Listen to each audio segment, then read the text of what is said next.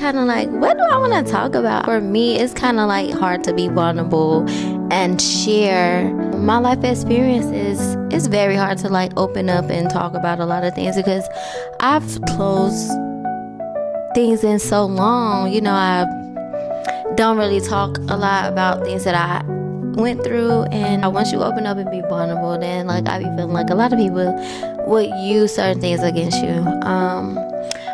But we are here at the Healing Room 824 where we heal together. So I do not like it because I hate talking to people. But we working on that, and that's all part of the healing journey. Go into depth about my first encounter with God. I've been in church my whole entire life, pretty much. Moved to Atlanta. I was in church also. I finished the last 2 years of high school, year 11 and 12th grade, and I was working at Pizza Hut when I was in high school. And I used to club a lot. When I turned 18, I was clubbing so much, it was crazy. And so I kind of strayed away from church. I still knew God and I still love God, of course, because you know that's all I knew.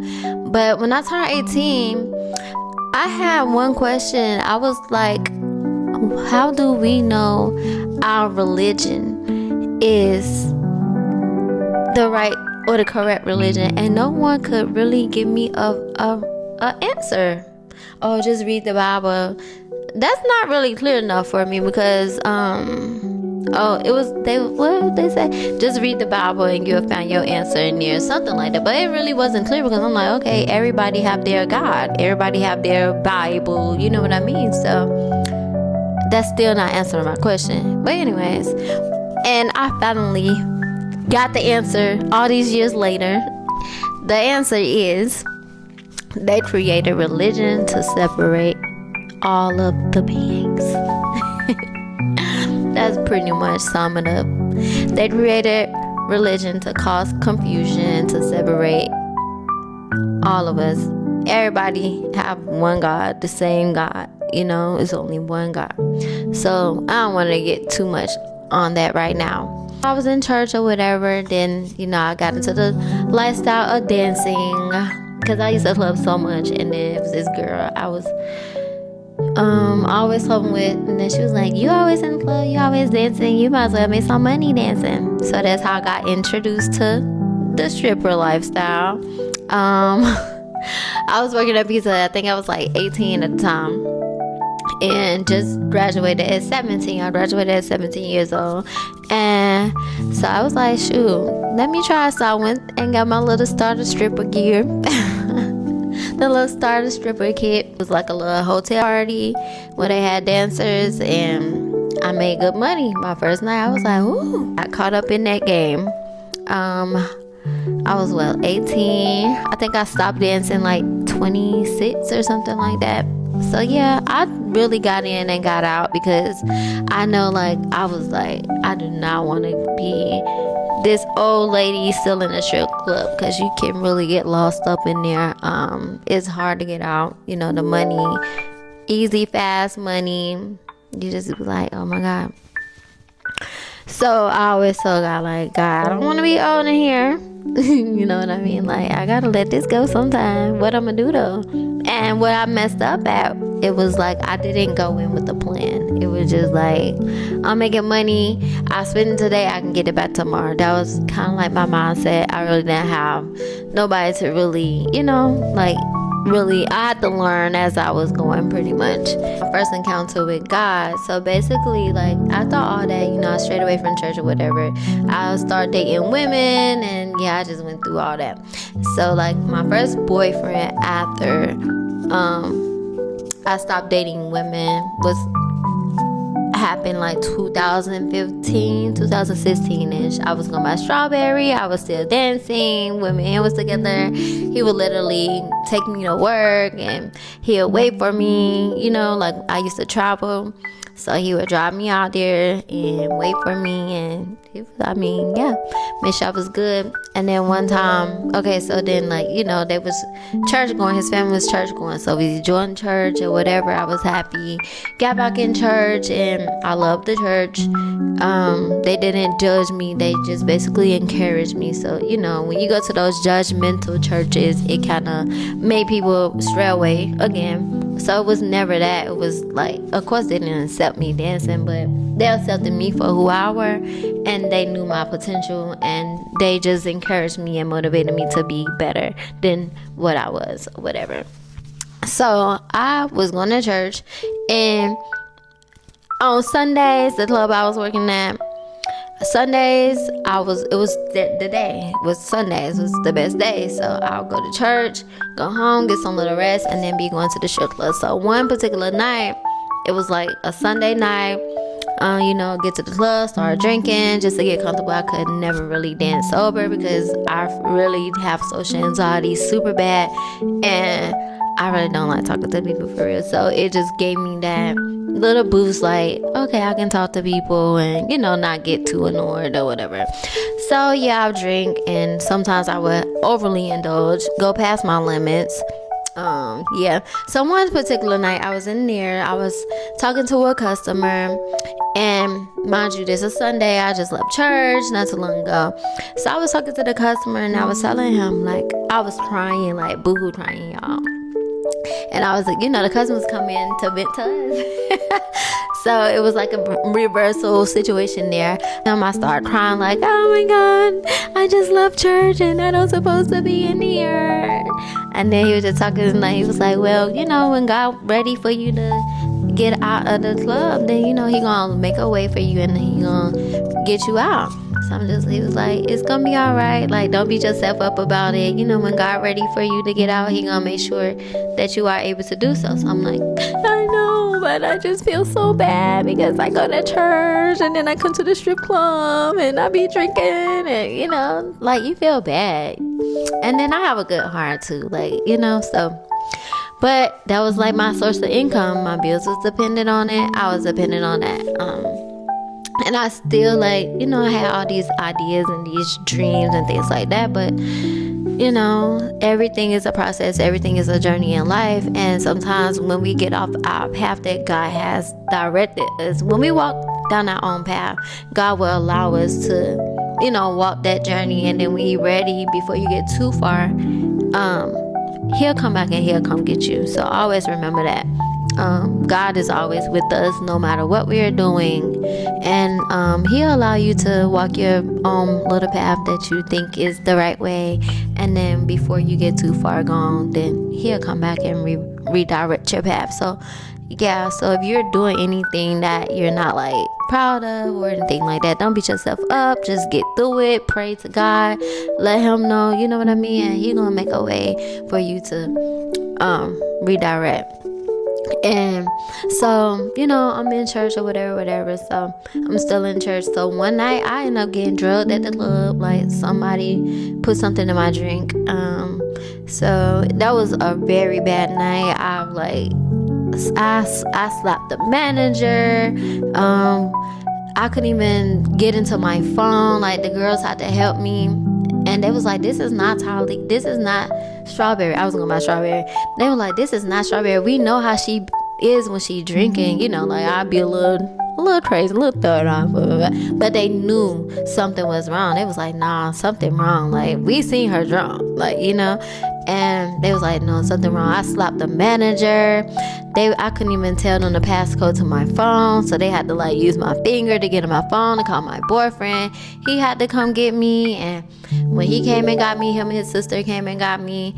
I was like, as we driving, I was like opening the doors, and I was gonna jump out. I was gonna kill myself. It was just all bad. And this is just what was told back to me. I really don't remember.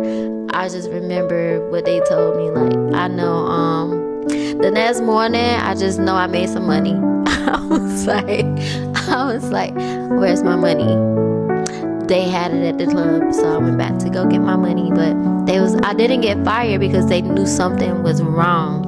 But yeah, somebody drugged me, and I was still working for a few after that. And one day I was at home. I'm trying to figure. I was taking online courses. I think I was taking online courses for criminal investigation. And my attention span was so short, y'all. Like, I would literally be testing right in the middle of a little test or whatever, reading anything. I would just like get up. I might start cleaning up. I might start washing dishes. I'll go back to it. I might 5 minutes later I'm up again, probably cooking. Like, yeah, it was crazy. So my attention span was so short with that, and I changed it to business. It was a lot more reading. I am a listener. I am hands-on. Like, I learn very fast. But when it comes to me reading myself, like, my attention span is so short. So that was that. So I'm gonna speed up the little process. So I was home one day. I think I was laying on my bed or whatever, and I don't know what came over me, but I just started crying. I just started praising God, and it was like a presence was like, it was like unexplainable. Like, it felt so good. I felt so happy. I felt so good. I felt relief from something. I don't know. But it just felt so amazing. And then I just know I was praising God. I was crying, listening to my gospel inspiration music. And when I tell you, I just randomly said, I'm done dancing. Like, out of nowhere. And let me tell y'all how the enemy worked though. Mind you, my bills was dependent on this. Was my only source of income. My bills was dependent on this. So, okay, I'm giving up dancing. What we about to do? No other plan, no nothing. I just said, I'm done dancing. I'm done dancing. When I tell y'all that same night, messages. Oh, we want you here. This amount up front plus tips. We want you here. Oh, it's a party here. We want you at this. I was like, oh my God. I just said I'm done dancing, and the money was like good. And I was like, I need this money. I have to stand on what I said. I am done dancing. And my response back, I don't dance no more. Oh gosh. I was like, oh my God, God, I'm trusting you, because I don't know what I just did. I just turned down so much money. So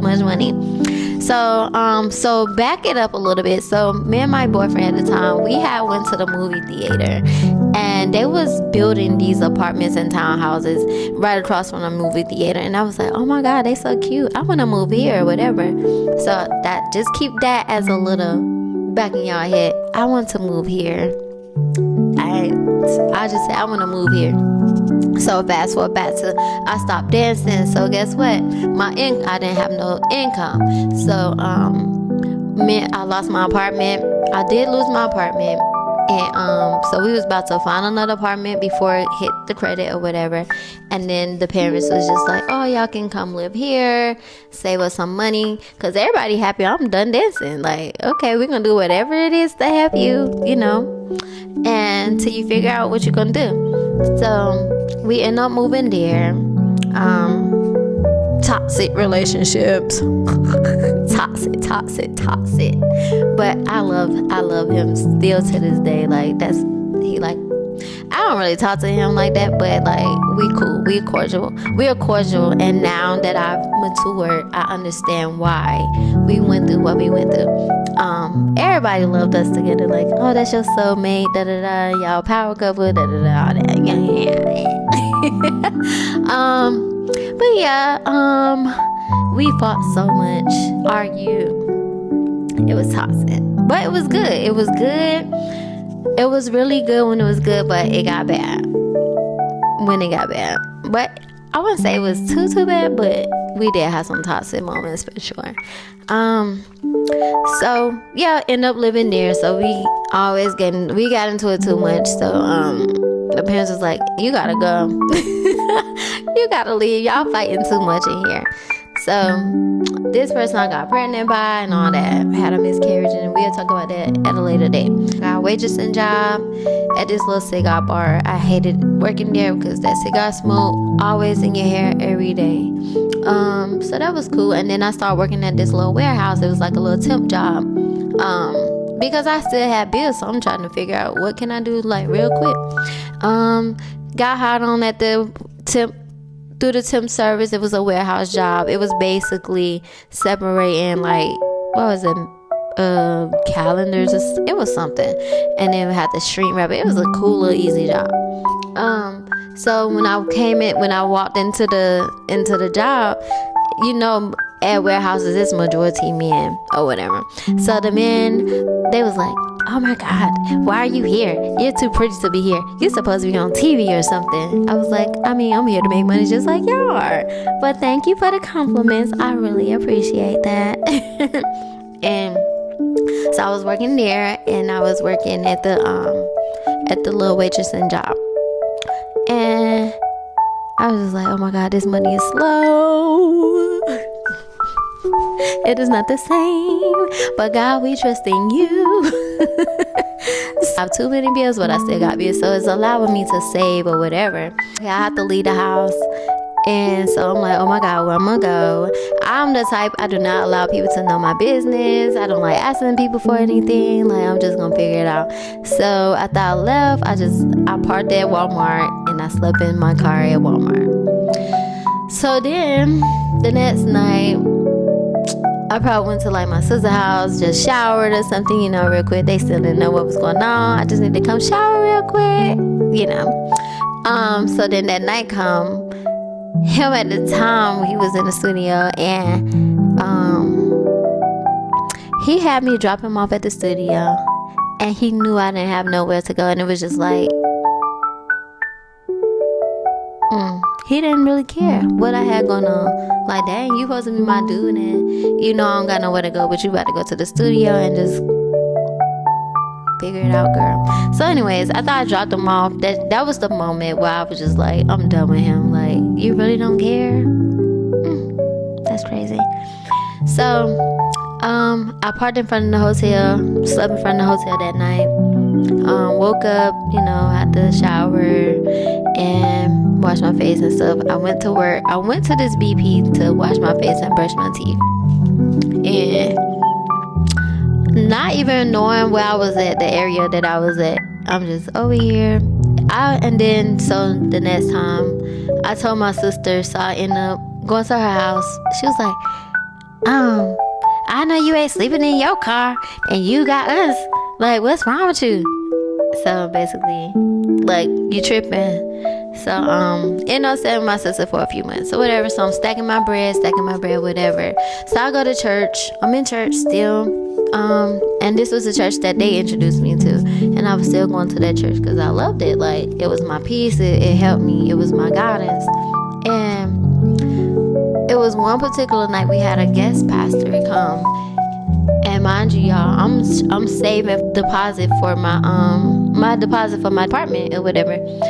So I had $900 in my car.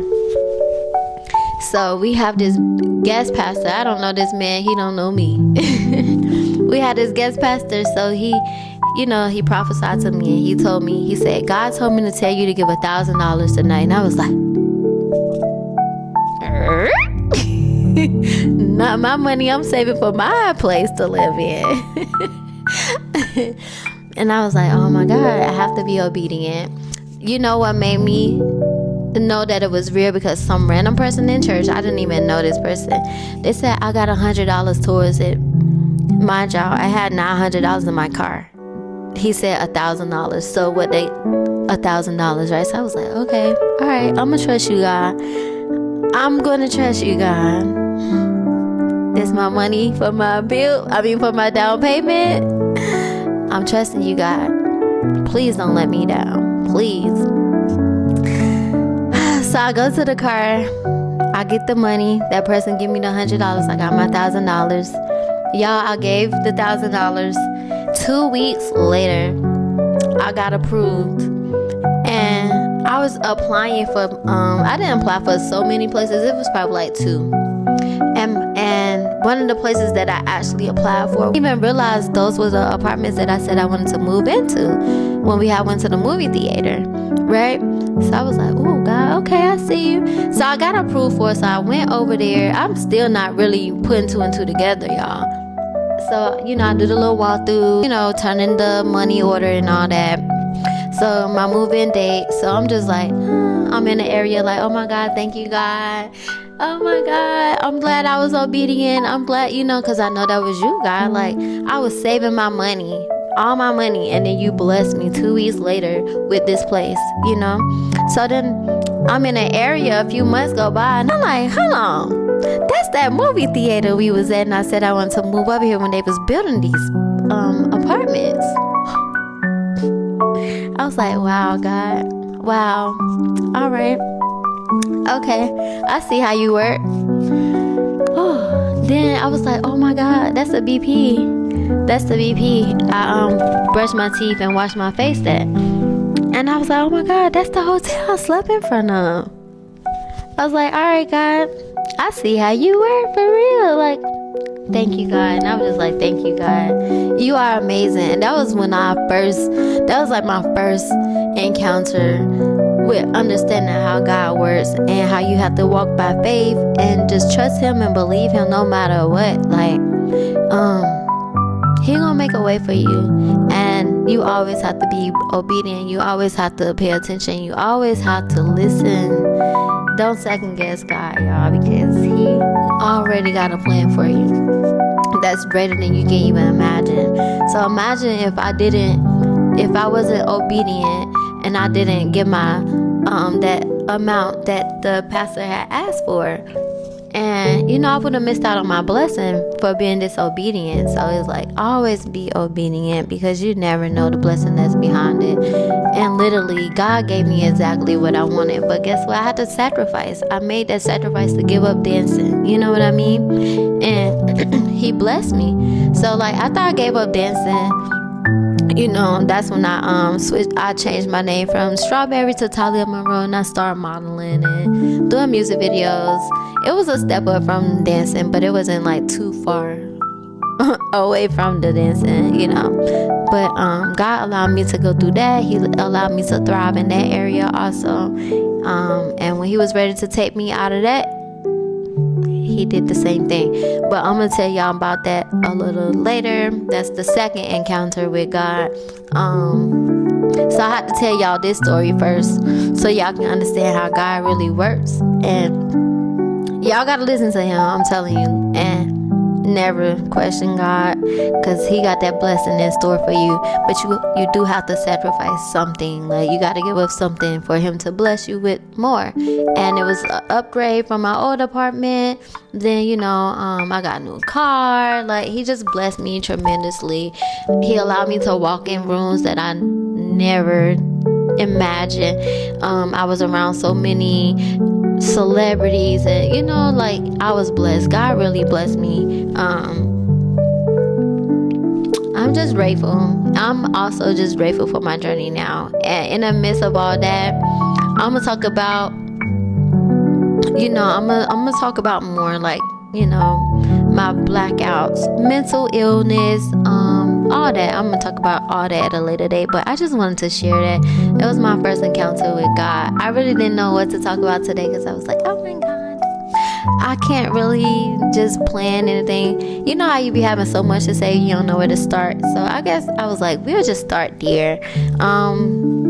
The things I tell y'all is not gonna be in like a particular order. It's just gonna be like certain experiences I went through in life. I might retell y'all something again, the same thing again. I might speak on it because it might go in the hand with another, with this, what I have to talk about, because the way life is set up, certain things happen for reasons, so you gotta understand. But if I was not obedient, I would have not been where I am today. It would have been another delay. I'm just so grateful for my growth, y'all. I came a long way. A lot of people who really know me would definitely vouch for that. Do like the little testimonial things, like what was your experience with Talia, or who did you know her as? Because I have so many little things I go by. So like, who did you get to like meet? Did you meet Strawberry? Did you meet Kiwi? Did you meet Talia? Did you meet, I should go ahead and tell y'all my government name. Oh my god. We'll expose it another day. But who I was born into, yeah. Make sure you guys is healing every day. Work on your mental health, y'all. Make sure you say your affirmations. Make sure you say your affirmations. Make sure you speak life into yourself every single day. No matter how you feeling, wake up and speak positively over yourself.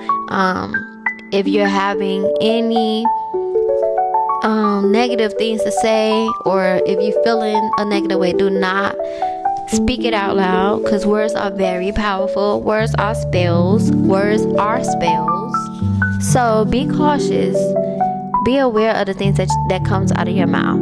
And that was me for a long time. My mouth was reckless, y'all. Like, so as I'm becoming more wiser and I'm maturing and growing into the woman that I'm destined to be, you guys, just continue to be great, be unique, be you.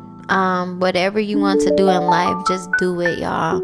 Just do it. Just do it. Okay? And God will have your back 100%. Just make sure you're paying attention to the signs. However He speaks to you, or just pay attention. And my next experience I'm probably gonna share is my miscarriage. I will explain that, because it's kind of like in the same with all this what I just told y'all. So yeah, a lot of people didn't even know, don't even know, and oh my god, I don't know, I don't like telling my business. So this is gonna be so hard, but we gotta talk about it. Let's talk about it. But thank you guys for listening. Thank you guys for being here for me.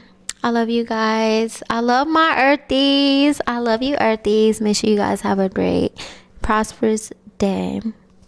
Till we meet again.